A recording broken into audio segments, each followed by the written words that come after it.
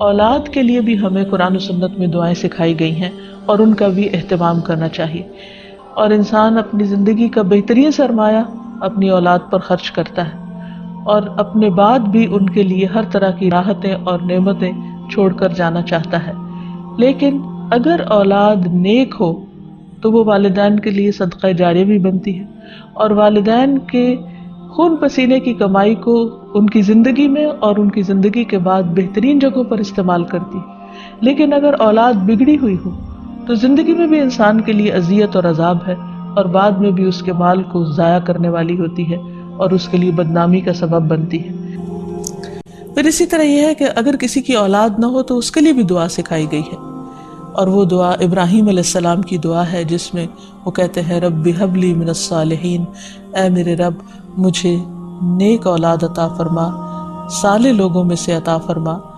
فبشرناہ بغلام حلیم، تو ہم نے اسے ایک بردبار بیٹے کی بشارت دی. یعنی اللہ سبحانہ وتعالیٰ نے ان کی دعا سن لی اور یہ دعا بہت عرصے کے بعد سنی گئی تھی لیکن بہرحال سن لی گئی. ابراہیم علیہ السلام اللہ کے دوست تھے اور مستجاب الدعوات تھے، ان کی دعائیں قبول ہوتی تھی. یہاں یہ بات بھی پتہ چلتی ہے کہ دعا کی قبولیت کا مطلب یہ نہیں کہ جس وقت انسان منہ سے کوئی بات نکالے اسی وقت پوری ہو جائے. اس کی پورے ہونے میں بعض اوقات کئی سال گزر سکتے ہیں، جیسے ہم دیکھتے ہیں یوسف علیہ السلام کے واقعے میں، ابراہیم علیہ السلام اور دیگر پیغمبروں کے سلسلے میں. اور پھر ہم اس بارے میں یہ بھی دیکھتے ہیں کہ جس طرح ابراہیم علیہ السلام کی دعائیں قبول ہوئی تو انہوں نے اپنے رب کا اس پر شکر بھی ادا کیا اور فرمایا الحمدللہ الذی وہب لی علی الکبر اسماعیل و اسحاق ان ربی لسمیع الدعاء، کہ اللہ کا شکر ہے جس نے مجھے بڑھاپے میں اسماعیل اور اسحاق جیسی اولاد دی، بلا شبہ میرا پروردگار دعائیں سننے والا ہے.